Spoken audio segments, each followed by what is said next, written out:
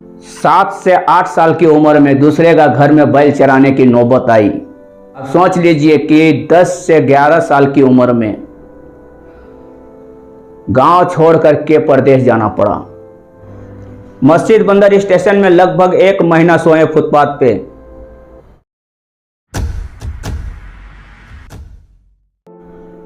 जय झारखंड, जय जोहार। इस सक्सेस मंच के माध्यम में से हमको बुलाया गया, मैं इन लोग का बहुत बहुत धन्यवाद करता हूँ।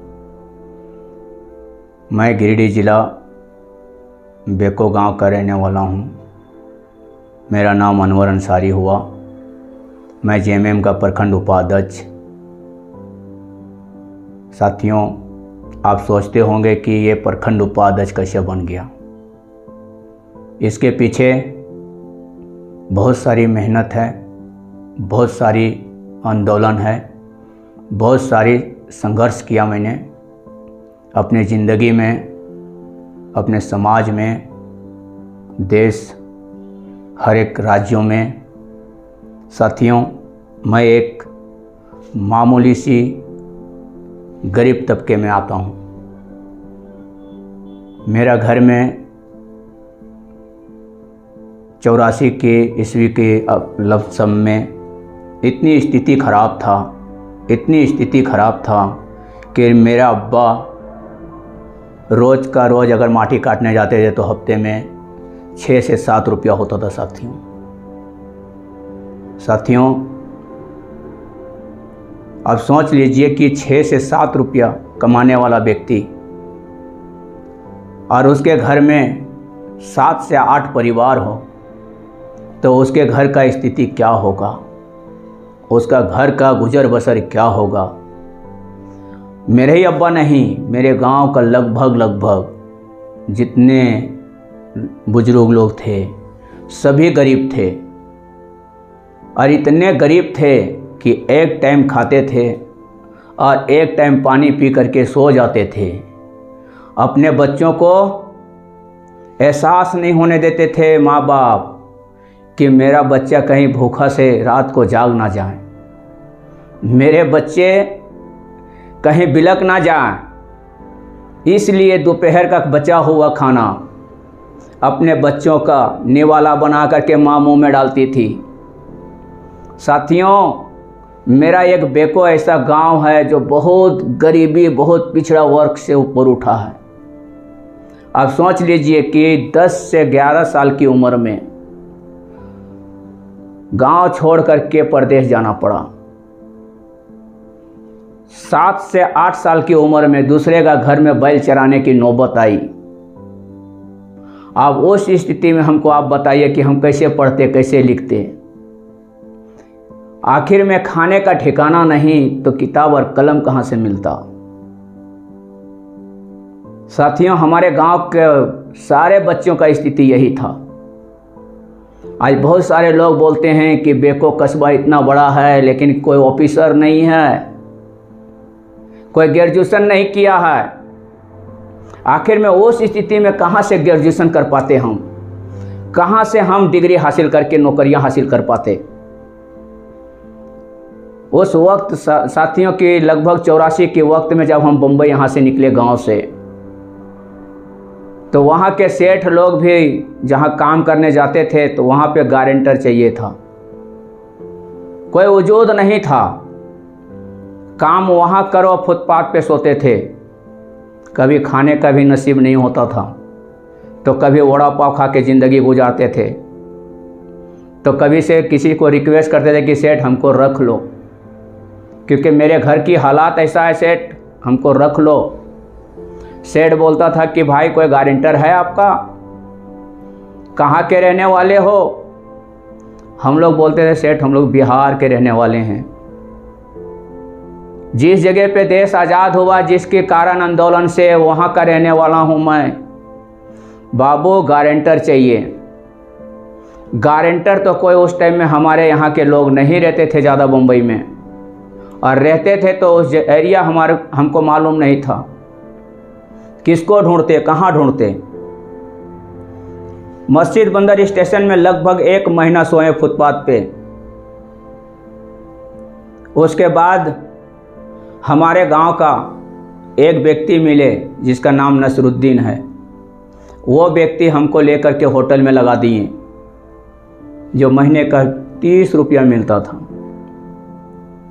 और वो 30 रुपया में से 5 रुपया साबुन में खर्च हो जाता था और 25 रुपया हम अपने बड़े भाई का हाथ में देते थे। तब वो इस ज़िंदगी आप सोच लीजिए कि कितनी कठिन होगी, कितनी परेशानियां होगी, और हमने हर परेशानियों का मुकाबला किया, संघर्ष किया हूं, और मैंने सब्र से काम लिया हूं। जब 30 रुपये का महीना जब हम नौकरी करते थे, अब अंदाज़ा लगाइए कि हमारा स्थिति क्या होगा। आज हम तो नहीं पढ़ पाए, लेकिन हम अपने बच्चों को अनपढ़ नहीं देखना चाहता हूं। सभी झारखंड मूल वासियों का बच्चों को हम अनपढ़ नहीं देखना चाहता हूं, क्योंकि हमने 84 में देखा हूं कि क्या स्थिति हमारे झारखंड का था। मैंने 84 का दशक में मैंने देखा हूं कि कितने हमारे बच्चे, हमारे माँ, हमारे बाप भूख के कारण से दुनिया से चले गए, क्योंकि पुराना धान जब खेत में डालते थे तो वही खेत में आज जो 70 काठ चावल हो रहा है, 20 काठ चावल हो रहा है, उसमें 2 काठ चावल होता था। तो वो स्थिति था। आज हमारे बच्चे 2 रुपया कमाते हैं तो गुटखा खाना शुरू कर देते हैं। हमारे बच्चे जब 2 रुपया कमाने लगे तो नशा करना शुरू कर देते हैं। हमारे बच्चे जब बड़े बुजुर्ग का, जब बम्बई के सफ़र से जब गांव आते हैं तो बड़े और छोटों का एहतराम और अदब नहीं है। ए नौजवानों, ये सीखने की ज़रूरत है, इसे जानने की ज़रूरत है। आपके बाप ने किस स्थिति में आपको पाला है, इस चीज़ को जानने की ज़रूरत है। आज अनवर अंसारी को दुनिया जानती है, गांव वाले जानते हैं, बाहर के क्षेत्र के लोग जानते हैं, लेकिन कैसे जानते हैं? होटल का लाइन छोड़ करके मैं 92 में गारमेंट लाइन में घुसा, और जब लाइन में पकड़ा हमने, गारमेंट लाइन में हमने भी सिलाई किया, 3 साल लगातार कारीगरी किया, लेकिन हमने मशीन के नीचे एक डब्बा बांध के रखते थे। क्यों? क्योंकि इसलिए रखते थे कि हमारे पास चिल्लर पैसा जो आएगा हम गुटखा नहीं खाएंगे, हम इस डब्बे में डालेंगे, ताकि हमारे घर का स्थिति का सुधार हो, हमारे बच्चों का भविष्य बदले, हमारे माँ बाप का भविष्य बदले, हमारी भविष्य बदले। ये सोच था हम लोग का। लेकिन आज के हालात और आज की माहौल, खास करके नौजवानों से रिक्वेस्ट करूंगा कि इस चीज़ को आप बंद करें, नशा बंद करें, 2 रुपया कमाएं और अपने घर परिवार को देखें। और उसके बाद जब मैंने कारखाना किया साथियों, गारमेंट से जुड़े हुए संबंध में जब हमने कारखाना किए, तो कारखाने लाइन में हम 2 रुपया कमाएं। 2 रुपया कमाने का बाद हमने कसम खा लिया कि हमारे बच्चे अनपढ़ नहीं रहेंगे। हम अनपढ़ भले ही हैं, लेकिन हम अपने बच्चों को अनपढ़ नहीं रहने देंगे, हमने कसम खा लिया। आज हमारे सभी बच्चे मैट्रिक का परीक्षा दिए, हमारे बच्चियाँ वस्तानिया फुकानिया किए हैं, मैट्रिक का परीक्षा दिए हैं, और जब कुछ और पैसा हम कमाने लगे तो हमारी बच्ची बम्बई में ग्रेजुएशन की, हमारी बच्ची वाजपेयी कॉलेज में इंटर में पढ़ रही है, साथ साथ में कंप्यूटर कोर्स भी करवा रहे हैं। तो पैसा कमाओ, अपने बच्चों को पढ़ाओ। दूसरा चीज़ है साथियों, हम एक समाज के सेवक के रूप में हैं, और समाज का सेवक का काम होता है कि किसी का घर में भी मामला हो, बैठ करके इसका निराकरण करना। हाँ, लेकिन दिल में स्वार्थ नहीं होना चाहिए, पैसे का डिमांड नहीं होना चाहिए, क्योंकि आज हम बहुत सारे लोगों का देखता हूँ कि स्वार्थ मन से वो पंचायत में जाते हैं। ऐसा बिल्कुल नहीं होना चाहिए। विषम गुरु का नारा था, कैसे लेंगे झारखंड, लड़ के लेंगे झारखंड। अब अंदाज़ा लगाइए कि हम लोग बम्बई दिल्ली में रहकर भी आंदोलन किए गुरुजी के साथ में, और गुरुजी का सिद्धांत था कि बच्चों, झारखंड मूल वासियों का साथ प्रताड़ना अगर कोई करे तो वहाँ डट के खड़ा रहिए। तो हम लोग समझ नहीं पाते थे कि इसका मीनिंग क्या होता है, इसका मतलब क्या होता है। तो गुरुजी का एक आवाज़ था कि जो पूंजीपति गरीबों को पैसा देता है और उससे जो जमीन रजिस्ट्री करवा रहा है, उसके बच्चों कहाँ जाएंगे। तो हम लोगों ने संघर्ष करना शुरू किया, और संघर्ष करना शुरू किया तो पूंजीपति अपने आप डेमोरलाइज हो गए कि भैया आप गरीब को पैसा अगर देंगे और उसका ज़मीन लिखवाएंगे तो गुरुजी बख्शेंगे नहीं। तो वहाँ तो झारखंड मूल वासियों को इतना तो कम से कम शिबू सोरेन जी राहत दिए। शिबू सोरेन जी बहुत सारे लाठी डंडा खा करके झारखंड राज्य की लड़ाई लड़े। हमारे माननीय विनोद बिहारी महतो जी का बहुत बहुत प्रणाम, क्योंकि उनका बिगुल फूंका हुआ चीज़ जो था हम लोग ने अमल किया और झारखंड राज्य अलग हो गया। दूसरा साथी, दूसरा टॉपिक मेरा ये है, क्योंकि आप समाज का सेवा करोगे तो स्वार्थ दिल में नहीं होना चाहिए। दूसरा चीज़, कहीं भी आप लोग बैठिए, सबसे पहला ख्याल रखिए आप बड़े और छोटों का अदब और एहतराम।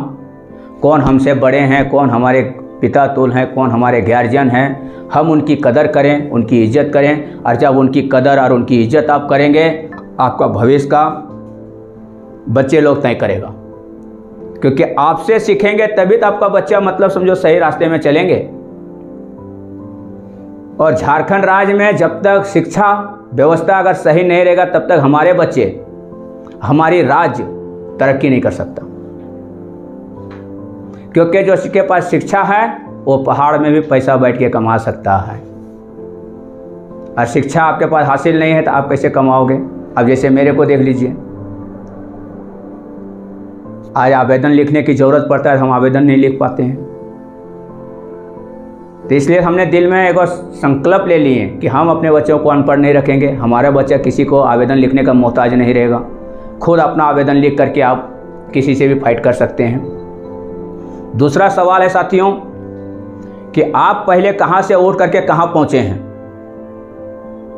आप कौन सी गरीबी से उठ करके और आप बम्बई, दिल्ली, कलकत्ता में जा करके नौकरी करके दो पैसा जब कमाए, आप जब डेवलप किए तो अपने बच्चे की तरफ ध्यान दीजिए, अपने गांव वालों की तरफ ध्यान दीजिए, जो अतीम बच्चियां हैं उसके तरफ ध्यान दीजिए। क्योंकि पैसा तो कमा लिए, लेकिन आज हमारे गरीब बच्चियां, अतीम बच्चियां, चाहे जो भी जाति का हो, उसको आप मदद करें। भगवान आपको दिया है। तीसरा पॉइंट में यह चीज़ बोलना चाहूँगा साथियों, दहेज प्रथा। आप दहेज प्रथा में किस तरीके से पूरे देश के मामले में, शादी में कोई 4 लाख, कोई 5 लाख, कोई 10 लाख, कोई गाड़ी, कोई 4 व्हीलर। अरे जिसका 4 बेटियां हैं उसको नींद कैसे आता होगा।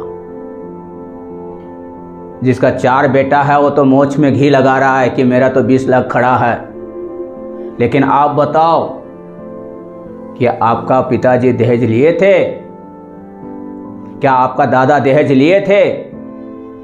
अरे कौन सा कलयुग में हम आ गए हैं जो हमारी बेटियों का अपमान कर रहे हो आप दहेज लेकर के। आप बिल्कुल, मैं मानता हूं साथियों, कोई भी व्यक्ति हो हमारी बात को बुरा ना माने और दहेज प्रथा पे समाज का बीच में बैठ करके और इसे रोकने का काम करें, ताकि हमारी बेटियां, हमारी बहनें खुशहाल ज़िंदगी गुजार सके, अच्छा ज़िंदगी गुजार सके। क्योंकि जिसका 4 गो बेटियां हैं उसकी घर परिवार सारा लूट जाता है, शादी के चक्कर में पूरा खेत बाड़ी बिक जाता है। लेकिन ये खेत बाड़ी बेच के आपको दे देगा, लेकिन जब आपकी 4 बेटियां होगा तो आप क्या बेच के दोगे? ये चीज़ सोचने की ज़रूरत है नौजवानों।